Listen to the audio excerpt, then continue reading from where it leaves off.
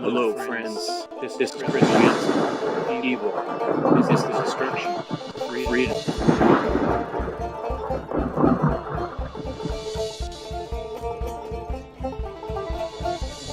Draw your attention to a couple great things you can check out when you're done watching the show. Hop on over to Twitch and check out Brandon Spencer's 24-hour, 24/7 live stream coming at you with truth, freedom, natural law, all the time, every day. Also want to bring your attention to Mondays. You can check out my good friend Rick on Revolution Radio at 6 p.m. Eastern, 3 p.m. Pacific. And now, I have a great show for you. Thanks for joining me. Please stop on by to endevil.life and make a small donation or share something from the website. Subscribe to the channels and enjoy the show.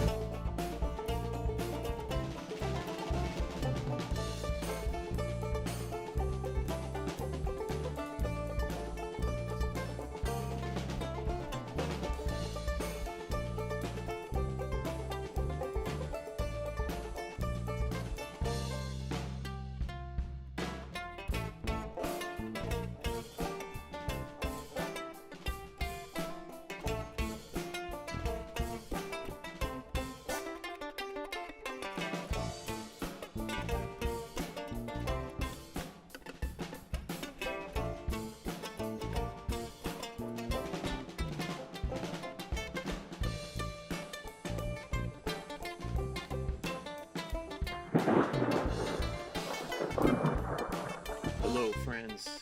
This is Chris Jansen. Evil is the destruction of freedom.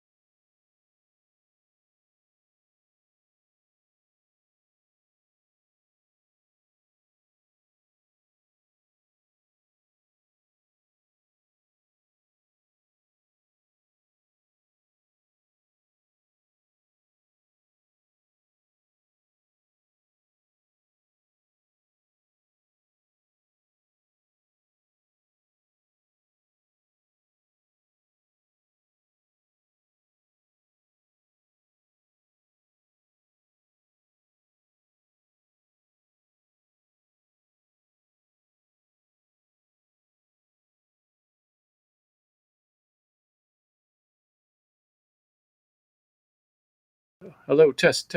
Okay, there we go. Sorry about that, guys. All right, here I am. Welcome. This is Chris here with the End Evil podcast. A little audio issue there in the beginning. Thanks, guys, who was in the chat. I was talking for quite a while there before I saw. You getting audio now, guys? Can someone let me know if it is working? That'd be great. Evil's the destruction of freedom. And we're here today to talk about the tree of life. And I'm going to talk about some symbology, surrounding the tree of life. Um, Anybody got audio? Am I sounding good now? Can you hear me out there, guys? Let me check my settings real quick. Just make sure audio is coming through. It is working now. Okay, I got the wave. Good. Okay, yeah. So a little bit of a late start, but this week I'm just doing it live, and we're doing the show as we go. Thanks for joining. I'm talking about the tree of life this week. Talking about symbolism for the last couple weeks, last 2 months at least. We've been looking at symbolism as a bridge to help folks think about the bigger aspects of life. What are we doing here? What's this all about? All right, I'm getting some signs that the audio is working now. Thanks, guys. Appreciate it. I'm going to probably set up the chat right here on an overlay for a while because I can't watch that and talk at the same time so well. But I'm going to start off here tonight by showing a couple little clips to kick things off, and then a little image presentation I put together and a little freeform talk for tonight. And we'll see how it goes. I'm going to first go to this clip, and I'm going to have to switch the audio back. That was why I had a problem in the beginning. But let me know when this clip comes on, whether you guys can hear all right. That would be appreciated. Let's see here. I'm going to switch over now to my slide presentation. All right. Now let's see if we get some audio coming through here. Just a second. And we'll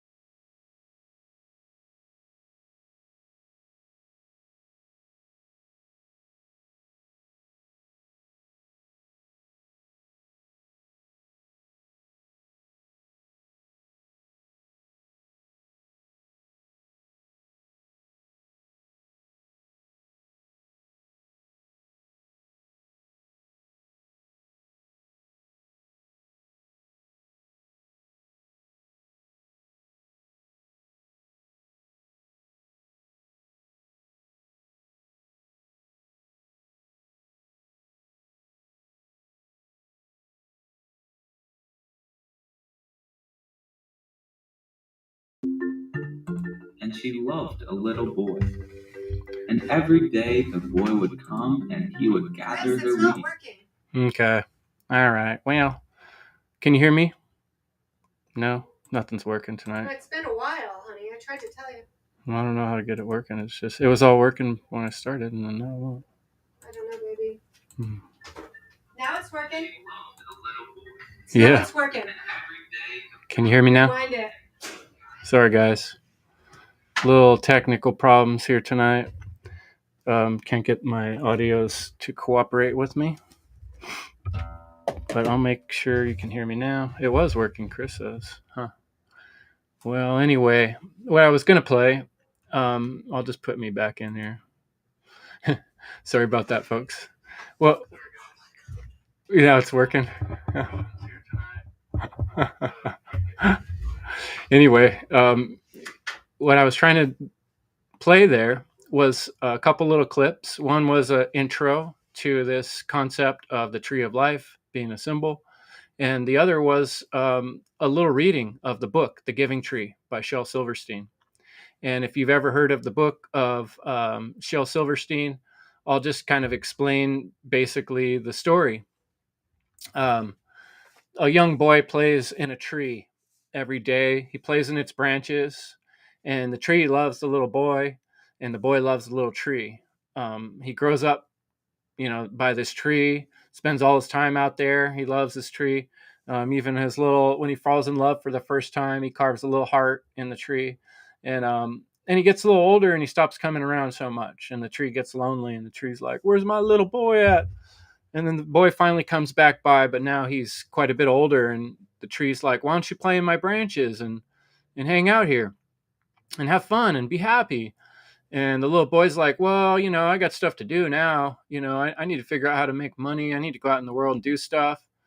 And the tree's like, "Well, you could take all my apples and you could go sell them in the market and then you'll have some money and then you'll be happy, right?" So the kid takes all the apples and he goes and sells them. And then, the tree doesn't see him for a while. The tree is lonely, misses its boy. And the boy comes back a little older, and the tree's like, "Man, I missed you. Why don't you play in my branches and be happy and have fun?" And the boy's like, "Well, now I got to get married and I need to build a house and plan a future and have my own kids." And the tree's like, "Well, you could cut up my branches and you could take my branches and you can make a tree with that. I mean, a house with that." And so that's what the man does. And, you know, um, I won't get into every detail. Many of you have probably read that story of the giving tree.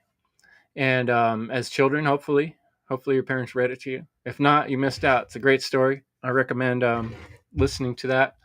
If I could get my audio all to work properly, I would have played it. But since it was giving me problems, I thought, well, I'll just get on here and basically tell you the story. So the concept of the tree of life, what does it mean? Why did I decide to talk about the symbology of that? Well, there's a lot to it. The tree of life is a metaphor for spiritual growth. And it's a metaphor for more than just that. But that's really what I want to talk about tonight, because the End Evil podcast is really dedicated to the book, The End of All Evil by Jeremy Locke. And this book makes the point to all of us that, we're on a trajectory. Humans, part of what we're doing here is working towards freedom. And it's just a matter of time till humans figure out that this threat of authoritarians taking over and owning the world is only going to work if we as individuals continue to allow this and believe in a system of control. Once we stop believing in it, once we begin understanding the importance of our own freedom and the freedom of others, then that can be the end of evil, and it can end. That's the point of this show, is to inspire folks to not give up just because things seem tough out there, but think about what we can do for the future to make this world a better place. When I did some research on the tree of life, what's interesting is I found that the tree of life exists in many different spiritual practices, and it shows up over and over in philosophy. A quote from Alan Watts said, "You didn't come into this world, you came out of it." So in a way, we're like the leaves or the fruit of a tree. We are a tree. And in fact, when you think about all of the things going on in our body, there's a lot of metaphorical truth in each of us being a tree, and that, our feet are like our roots, and then our halo above our head and our ascending spiritual understanding be like the leaves growing out into the sky. Or you could get a little more mundane and just say, like we got hair, just like a tree has leaves. But I found there's quite a few awesome people and philosophers and books out there that deal with this concept of the tree of life and spiritual development, or just the tree in its many forms. The Bible, one of my favorite guys I just talked about, Alan Watts, Carl Jung, Manly P. Hall, Rudolf Steiner, Rosicrucians are just a few. Carl Jung said, No tree can grow to heaven unless its roots reach down to hell. And what's interesting about that statement is spiritual development requires facing our inner darkness or our inner shadow and understanding all parts of aspects of ourselves, even the parts that scare us. And I think the modern world has a way of kind of hiding its eyes, society's eyes, from the truth when it comes to the slavery system we've created for one another. In nature, we see natural abundance, things growing and working together in their own way. Not to say there isn't, one thing killing another. Certainly is in the animal world. Yet there is a balance. There's a certain harmony. I was recently reminded of the monkeys, gorillas, bonobos. We think of ourselves as better than beasts often in the way people speak. But when you consider the fact that gorillas, monkeys, bonobos, it's not like they never fight, but they do have strong clan connections and they do have a form of community that we really struggle with as humans, where they protect one another as a group, at least within the families and clans, and a pretty respectful way of dealing with each other in those clans and communities, and cleaning each other's hair and all this type of thing. The future for humanity, if we're going to ascend past slavery and keeping one another in this authoritarian belief system, is going to require knowledge. And the tree is often associated with knowledge. There's the tree of knowledge of good and evil, which was, the concept brought up in the Bible. And I've always wondered about the deeper meanings of what that could mean, the tree of knowledge. One way to look at that I've considered is our brains, our minds, that we have the ability for thoughts or ideas to sprout, as we say, right? Or take root. In our mind, an idea takes root and it grows just like the branches of a tree. And actually, when you look at nerves and synapses, there is a lot of similarity between the way our arteries and the channels through our bodies flow, and bring nutrients out to our extremities, much similar to the tree. So, how do we build our roots in understanding core principles? One thing we often talk about is hermetic principles, and the mentalism is the idea that the universe, the world, is mind, that it does have intelligence. And that's why I started with Alan Watts' great quote, is that you didn't come into this world, you came out of it. And so we do have the ability to affect and change things in this world, just like a tree does, right? A tree can't change necessarily the clouds all by itself, but a tree does have effect on the environment around it. And a bit of research, there's a lot of new things coming out in terms of communication between trees. There's quite a bit that people did not used to know. You can check out TEDx. There's some good talks on, if you look up tree communication.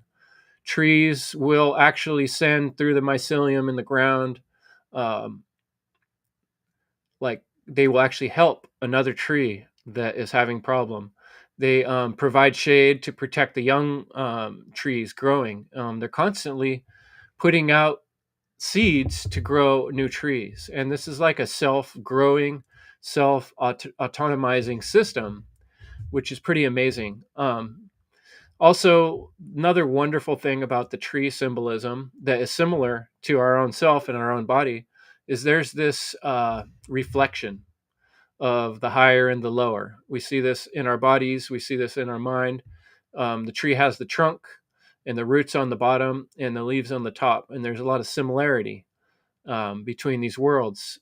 I remember one time myself being out in the ocean, and I was wearing like a snorkel, right? And I was having fun turning my head all the way sideways like this until one eye is looking out at the world above the ocean and the other eye is looking at the world under the water. And that always reminds me of the spiritual world and the material world.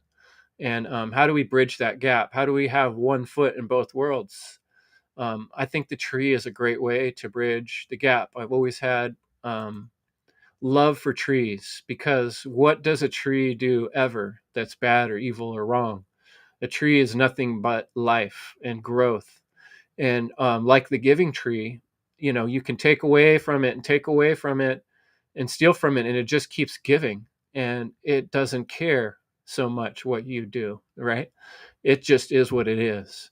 And this is kind of the way we want our spirits to become. We need to become more indomitable, more invulnerable, because today's world cuts at us in so many ways. We're getting hit with EMF waves. We're getting hit with pollution from human beings. We're getting hit with chemical pollutions, both being sprayed in the sky and then winding up in our water through all the things that humans do.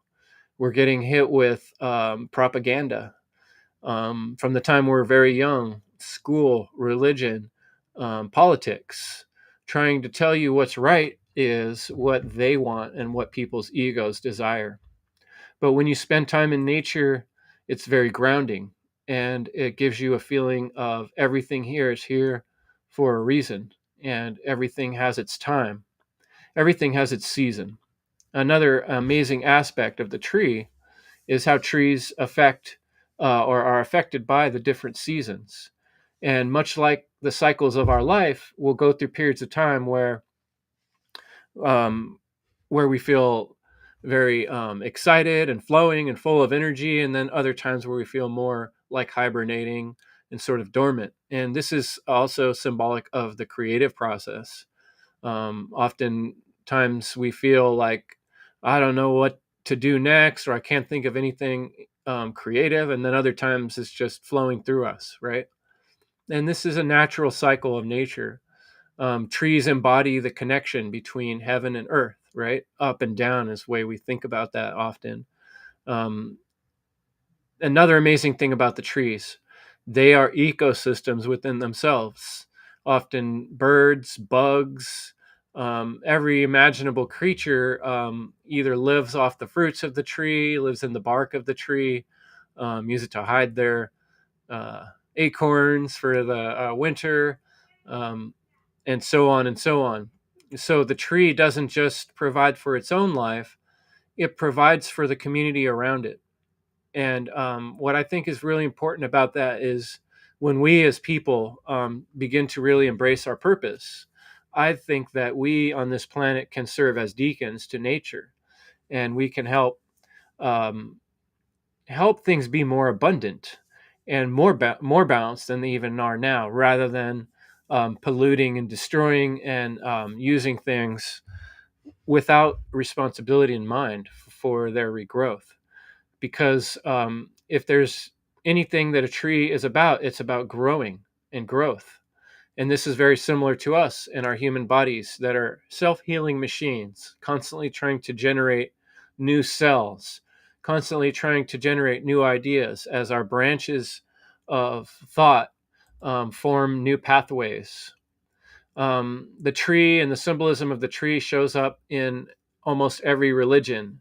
Buddha was said to have sat by a tree, gathering enlightenment or reaching enlightenment. Um, Rosicrucians talked about the tree. Um, the Rosy Cross is, the Rosicrucians, right? The spiritual stages integrating light and darkness. So, what can we learn? One of my favorite people I've talked about when I was much younger, I discovered when I was part of the kind of wrapped up in Christianity at that time in my life. But I was exposed to a Christian monk named Brother Lawrence, who wrote a book, and his whole enlightenment was similar to Buddha, of sitting looking at a tree. Um, I believe his was during a dark, bleak landscape after a time of war, and just really being inspired by the tree and finding, realizing that he could communicate with God anytime and all the time. And I think as we raise our vibrations human beings and we go through the spiritual work, we begin to be closer to that universal spirit. And the tree is often a good symbol for that. Something I'm hoping to talk about in the future is the movie Avatar. And this little AI image I thought sort of did well of showing this idea of a tribe gathered around a tree and coming together to share expression. And around a fire, around a tree, is nature's kind of natural place. What I call the church, is nature itself. And I think we can work in this direction. As humans, our goal is to learn to work together as part of our process. We need each other in so many ways, whether it's trade or um, getting goods or taking care of ourselves, taking care of each other. And care is the key word here. Um, Care is really what we're hoping to infuse into the world on a much larger scale. If folks do have care and they care for the future of more than just themselves, they become heroic. And that's what I'm really trying to inspire and encourage folks to do, is to become a hero in this evil world. It's actually an opportunity. It's the best thing we have to do with our time, is to ask ourselves, what can we do to grow? What can we do to enlighten others? Um, Aligning our activity and nurturing our spiritual care is why I think that we are here on this earth. And that's why I'm so excited about this symbology, which can bring us closer to this goal. Um, see, okay, here we have an image of Jesus. This is supposed to be Jesus Christ here. He's often associated with the cross, but it occurred to me that even the cross is kind of similar to a tree, right? You got the outstretched arms, and the whole idea of the story of Jesus was teaching care. And like I explained in one of our parables discussions, the mustard seed was a great one. That a tree could be symbolizing, a tree comes from a very small seed, and it can become one of the largest things around. And so, just like our development as beings, like the tree, we can spread out and grow.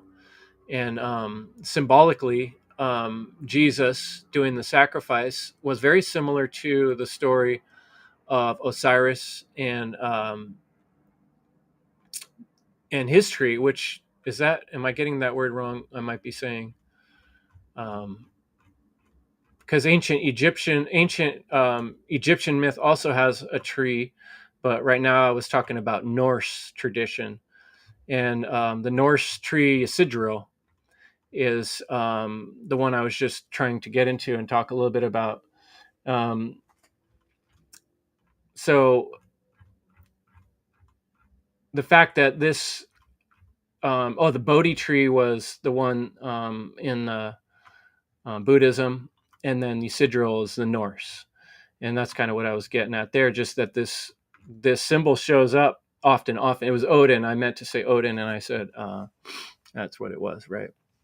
Yeah, Odin was the one that made the sacrifice. It's kind of a similar story of Jesus in some ways. There's similar stories through many religions. Roots can symbolize strong foundations and values. Roots can symbolize anchoring ourselves to something solid and secure. So that would symbolize our connection to earth, our connection to what's real, our connection to truth. What is more true than earth and the ground, right? Very grounding thought for you there. Branches. I love the idea of branches extending out in all directions. This is what we're called upon to do in our spiritual work, because if we just keep our thoughts on the same cycle, on the same path, we don't allow ourselves to stretch out into the world around us, we become very opinionated and triggered. We see people like this in the world. We want to be like the trees that want to spread out and collect all the sun, and the sun representing information, knowledge, right? So that we can grow, we have to be exposed to the light, which symbolizes, being illuminated, learning, asking ourselves the hard questions, and trying different things. How do we gain inner stability, right? How does a tree gain inner stability?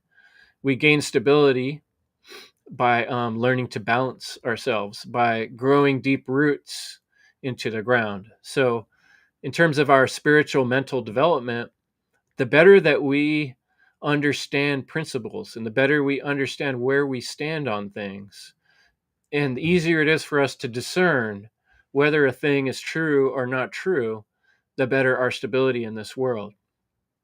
The more we practice and train our body, the better balance and skill that we have, right?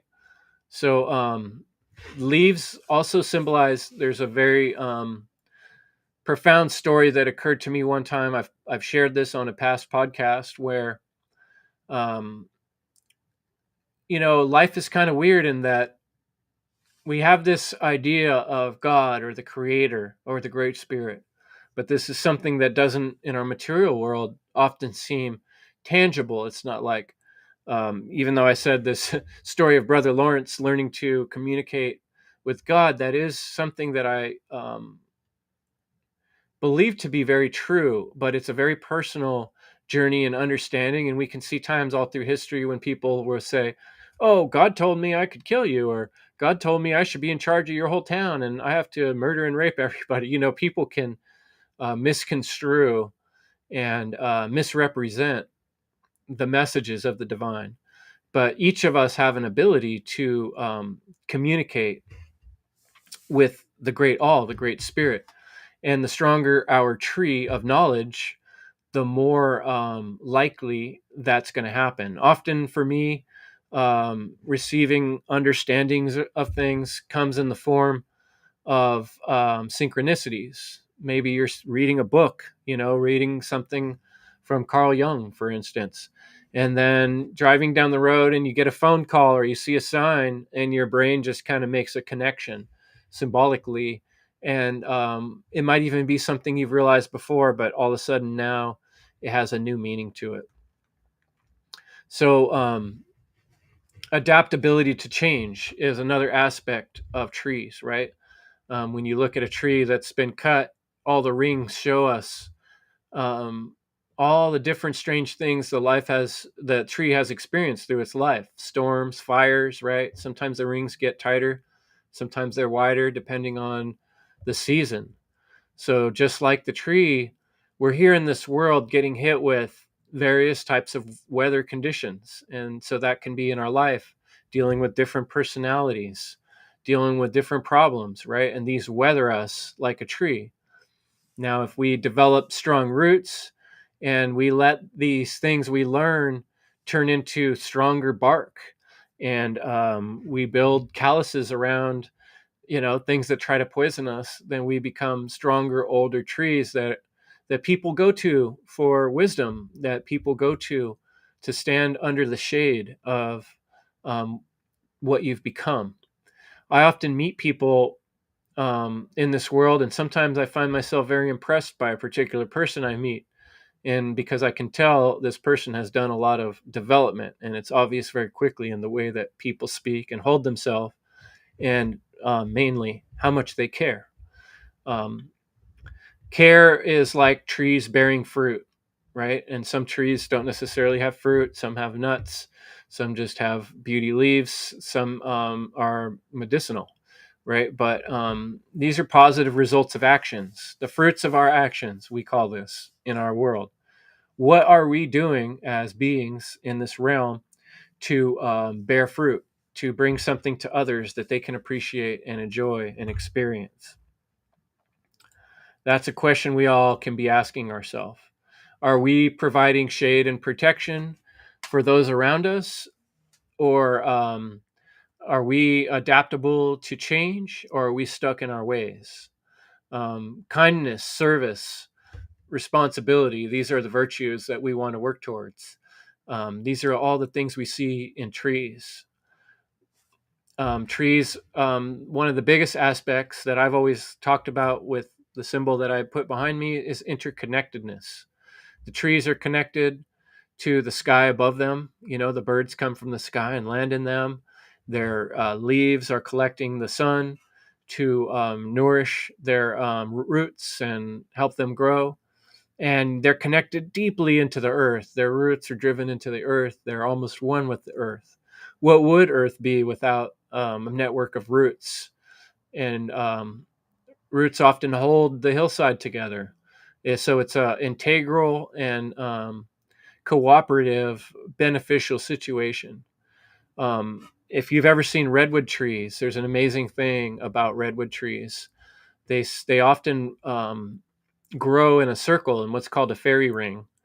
And an old redwood tree might die and fall down, and right where it lays, you'll get a fairy ring of a whole bunch of trees. So one dying tree provides an environment and a biome for others to live. So this is what we are hoping to do with our lives here in humans, is to create the possibility for future change, the possibility for future community. And we ask ourselves, what are you doing in your day-to-day life right now to be like a tree in that way? Are you growing and spreading out your leaves and dropping seeds for the future, and turning yourself and everything you do into something that will be a legacy for a future generation? Or are we just gathering all the nuts we want, like the squirrel, and hiding them in the tree? Um, it's like we have this choice in life to care or not to care. And the tree encourages us to care. This slide here I liked a lot.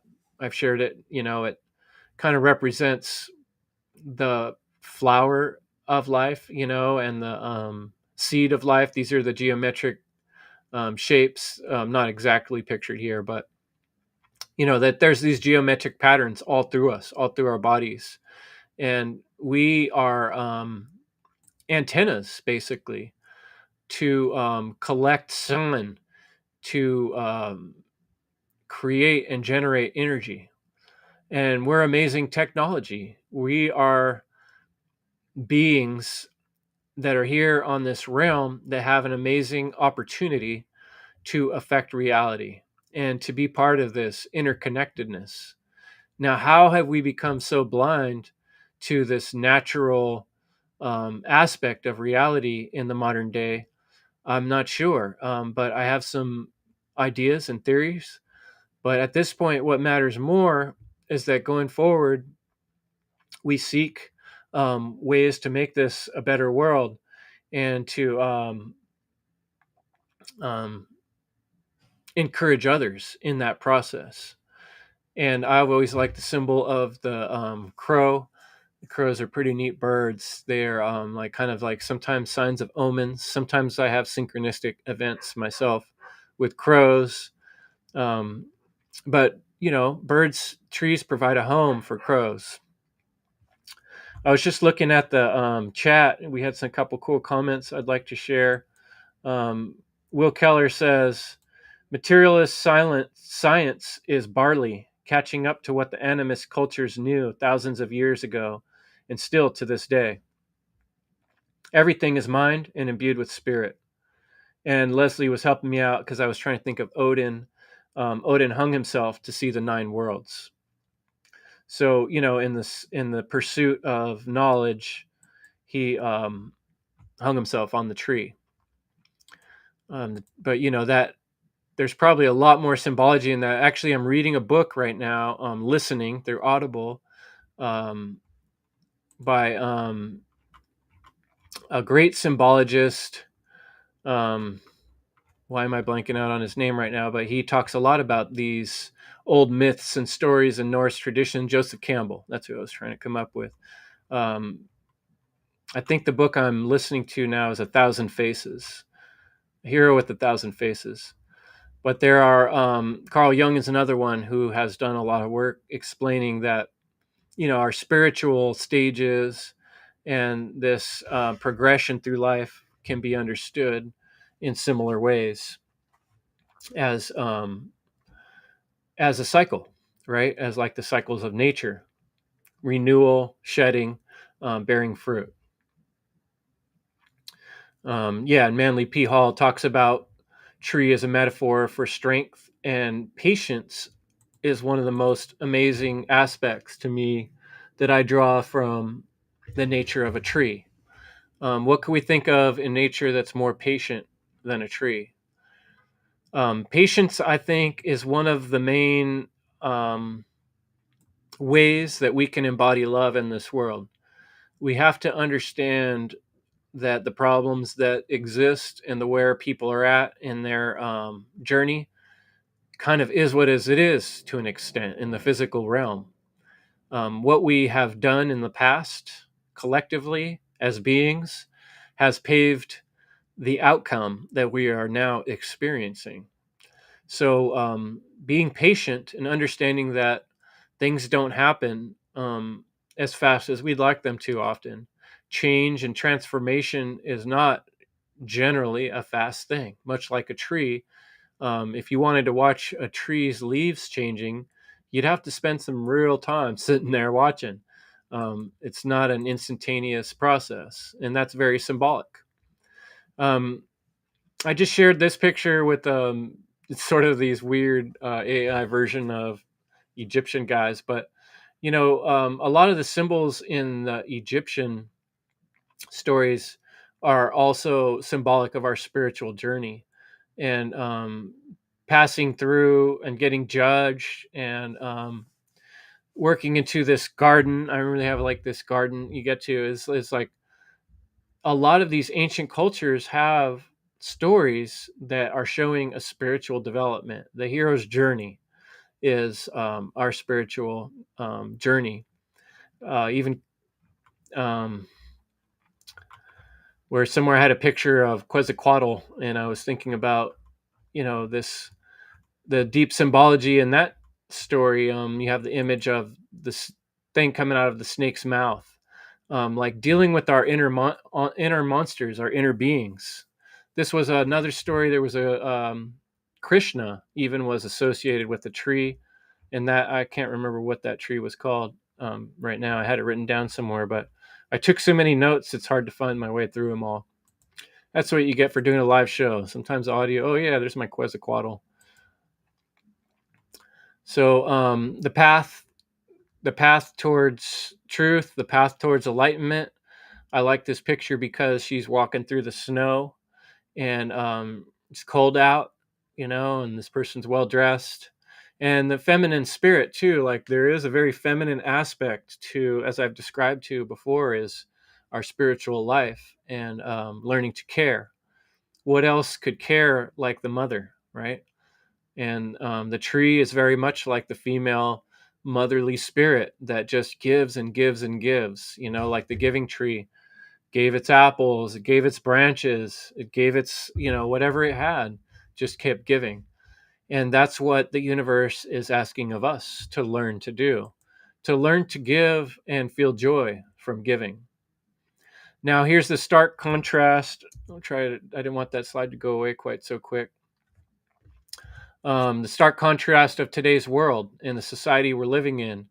Laws are written on paper. These pieces of paper are valued more than human lives in many cases.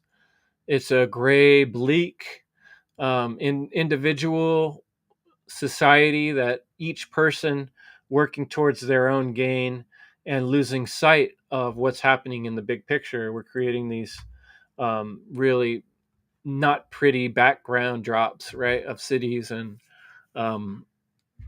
manicured. Look at the trees they put in cities. The trees are actually, I've often thought to myself that like some trees are more in slavery than others, right? Because we go into like a town where they're planting them in these tiny little spots in between cars and streets, And yeah, it beautifies the environment a little bit, but poor trees, they're growing in an environment that isn't natural to where they really belong, and they're cut off from their community of other trees. And now that we understand how trees, to some extent, we understand that they communicate and they form communities. That's just another thing that humans do, that it's hard for us to see the wrongness of it, because there's so much other wrongness around: wars, killing, taxing people, stealing from people, um, constant distractions. When you take some time out of the busy city and you go for a walk in nature, what do you experience? A little bit of space, a little bit of silence, um, patience. Patience exemplified. How about the changing of the seasons, like we talked about a little bit already? The way that we change as beings, we have to be dynamic in this realm, otherwise we get stagnant. And like a old tree with branch with no leaves that's getting hit with the wind, eventually it breaks. And we don't want our ways of thinking and being to to be like that, to be brittle and old and hard and easily broken. We want to be supple, like a whip of a tree. I one time had the pleasure of doing some magic mushrooms, and I remember standing there just watching the tree and how it swayed in the strong wind for quite some time. And I was just so amazed by on one hand, the branch will move with a strong wind, but it whips back just as strong in the other direction. And it's like the trees are never bothered by the wind or the snow or the rain. They just do what they do. And that is sort of like stoicism that we are trying to learn as freedom fighters in this world, where we're outnumbered and outgunned by the forces of evil. But like the trees, we can be strong, and we can continue to grow and inspire the other community of trees around us by being robust and strong and putting nutrients back into the earth, and not just pulling them all out, and not just thinking of what we need. There's a lot of biblical metaphors of nature and spirituality. Um, a righteous person is like a tree rooted in divine wisdom, yielding fruit in due season. That was from Psalms. Um, the parable of the mustard seed, as we discussed, the sower and the seeds, the fruits of the Spirit in Galatians is personal transformation, results results in spiritual fruit. The spiritual fruit is love, joy, peace, perseverance, patience. These things. The trees symbolize our spiritual aspirations. Growing out into the sky, growing out into the heavens. Right. The shedding of leaves is an important aspect. Sometimes we have to let go. These are like the seasons of life. We hold on to things, we work on things, and we get a certain point and we realize that the seasons have changed. Those things we were doing before aren't as important now. We have to let go of things. Sometimes this is old ideas.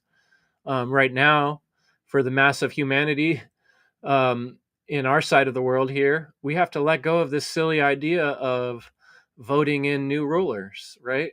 I mean, that's some dead leaves that need to fall off this branch so that we can survive, because all that's doing is cutting and cutting at our roots by uh, you know turning things into death, and removing trying to cut apart the branches, trying to cut apart the roots, kills the tree. And that's what any type forms of stealing will do, and that's what humanity has been doing for so long, that we're sort of a beat up forest at this point as people. So embracing these change, encouraging those around us, and pushing ourselves into being more resilient, more hopeful, and like really creating community around us and creating beauty is the goal. So that's basically the essence of what I wanted to talk about tonight with the tree. It's one of my favorite symbols, and I've got a lot more thinking to do on this topic, and I'm sure it'll come up again in a future presentation. But it's always fun to try to do some live presentation work. But I'm going to go to my screen here. Before I ended this week's show, I wanted to share a couple things with you folks. This week, a new presentation came out by Nate Kapp. Check out cubbyhole.com, Earth Brain 3. And on this topic, we're talking about, he goes very deeply into symbols of all types and the planet itself and our brain. There's so much there. Check out Nate Kapp's work. And I really want to encourage people to check out Leslie and Derek's work at Dissolving the Divide. And I think I may play some of their shows on some future podcasts. If you want to help out End Evil Podcast, please go to endevil.life, and you can go to my contact page and send me a message if you have something you want to share with the show, or you can send something to chrisjansen.com. We're taking donations. I really want to thank Jerry Tappan. He's been doing all the uploads for the End Evil podcast for like the last 4 to 6 months. He's been doing a wonderful job. And the next donation we get on the End Evil podcast is going to go to Jerry. I think he really deserves thanks, and he has my gratitude for the work he's doing. I also want to thank Marvin from Join the Internet. He's been encouraging and helping me with some bigger projects I'm working on right now.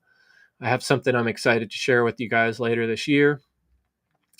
But for the rest of tonight's show, I might try one more time to play this little clip if I can get the audio to work. But other than that, thanks for coming, folks. I hope you feel some inspiration about trees and maybe look at them a little deeper next time you venture out into nature, and be like the tree. Evil's the destruction of freedom. Oh yeah, one other announcement. There's a gentleman in a Telegram chat. If you go to the One Great Work Warriors Telegram chat, who's selling copies of the book, The End of All Evil by Jeremy Locke. And I'm going to get some delivered here myself. And if you guys have not read that book, I recommend to check it out. You can just type in The End of All Evil, and it comes up for free on the Internet Archive, or it used to be New Earth website had it as well. But it's easy to find, and it's a great book. So that being said, thanks for joining me, folks. And I am going to see if I'll play my little commercial here, and then I'll see if I can get the clips to play at the end of the show here. Thanks for coming. Make like a tree and leave. Hey, Jen, good to see you. Okay. Yeah, if you guys haven't got on my email list yet, please do that. That always a good thing to get more people, so that when I can just enter your name, your email address, and you'll be on the email list, and then I can let you know when big things are happening. Yeah. Okay, let's see here.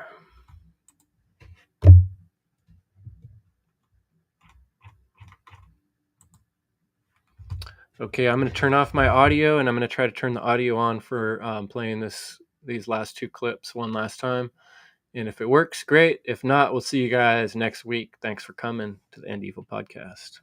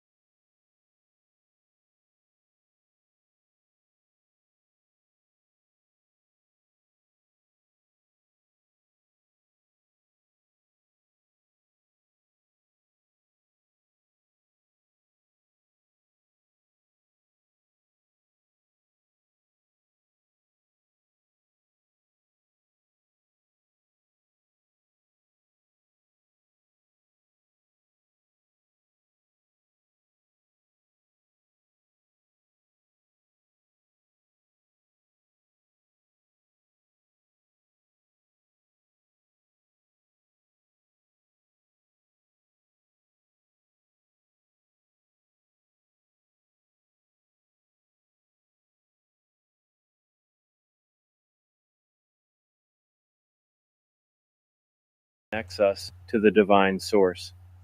At the heart of many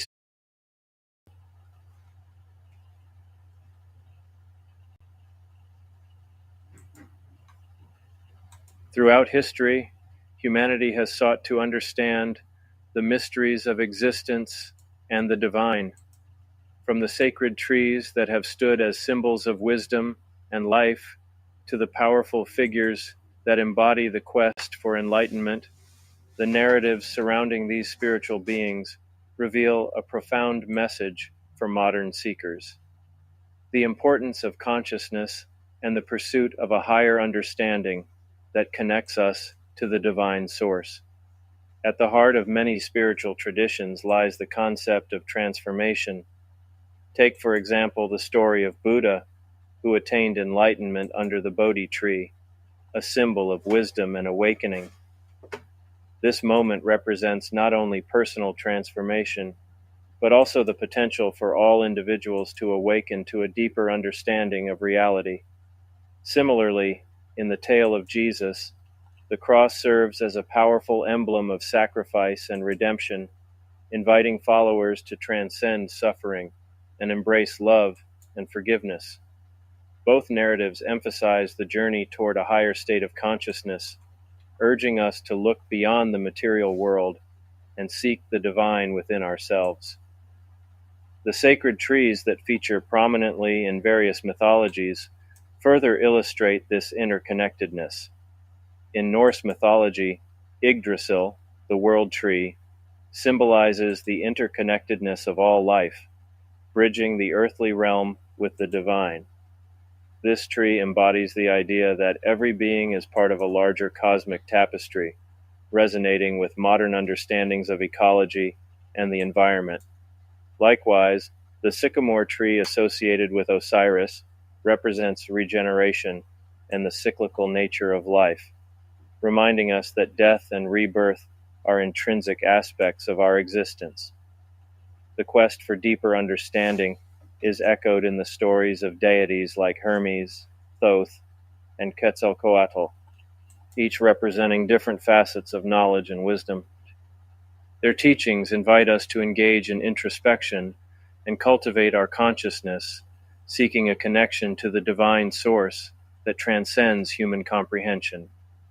This divine mystery, often described as unknowable and unseeable, calls us to embrace the journey itself rather than fixate solely on the destination. In a modern age characterized by rapid change and complexity, the messages from these ancient narratives remain relevant. They remind us that the pursuit of higher consciousness is not merely an individual endeavor, but a collective journey toward unity with the divine.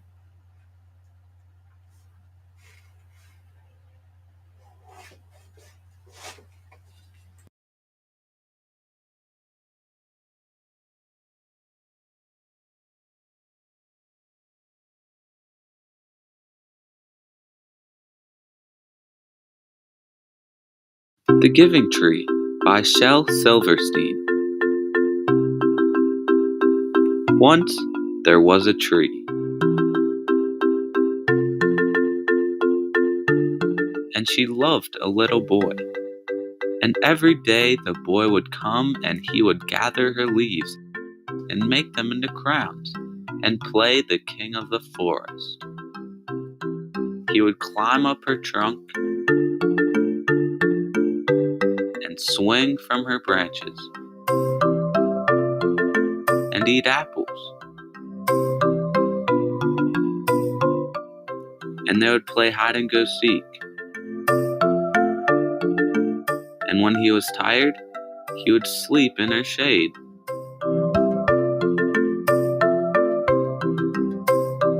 And the boy loved the tree very much, and the tree was happy. But time went by, and the boy grew older, and the tree was often alone.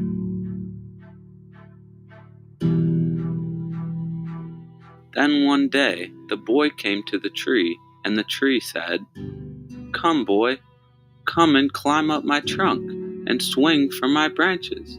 and eat apples and play in my shade and be happy. I am too big to climb and play, said the boy. I want to buy things and have fun. I want some money. I'm sorry, said the tree, but I have no money. I only have leaves and apples. Take my apples, boy, and sell them in the city. Then you will have money and you will be happy. And so the boy climbed up the tree and gathered her apples and carried them away. And the tree was happy. But the boy stayed away for a long time, and the tree was sad. And then one day the boy came back, and the tree shook with joy. And she said, "Come, boy, climb up my trunk and swing from my branches and be happy." "I am too busy to climb trees," said the boy. "I want a house to keep me warm," he said. "I want a wife and I want children, and so I need a house. Can you give me a house?" "I have no house," said the tree. "The forest is my house, but you may cut off my branches and build a house. Then you will be happy." And so the boy cut off her branches and carried them away to build his house, and the tree was happy. But the boy stayed away for a long time, and when he came back, the tree was so happy she could hardly speak. "Come, boy," she whispered, "come and play." "I am too old and sad to play," said the boy. "I want a boat that will take me far away from here. Can you give me a boat?" "Cut down my trunk and make a boat," said the tree. "Then you can sail away and be happy." And so the boy cut down her trunk and made a boat and sailed away. And the tree was happy, but not really. And after a long time the boy came back again. "I am sorry, boy," said the tree, "but I have nothing left to give you. My apples are gone." "My teeth are too weak for apples," said the boy. "My branches are gone," said the tree. "You cannot swing on them." "I am too old to swing on branches," said the boy. "My trunk is gone," said the tree. "You cannot climb." "I am too tired to climb," said the boy. "I'm sorry," sighed the tree. "I wish that I could give you something, but I have nothing left. I am just an old stump. I am sorry." "I don't need very much now," said the boy. "Just a quiet place to sit and rest. I am very tired." "Well," said the tree, straightening herself up as much as she could. "Well, an old stump is good for sitting and resting. Come, boy, sit down. Sit and rest." And the boy did, and the tree was happy.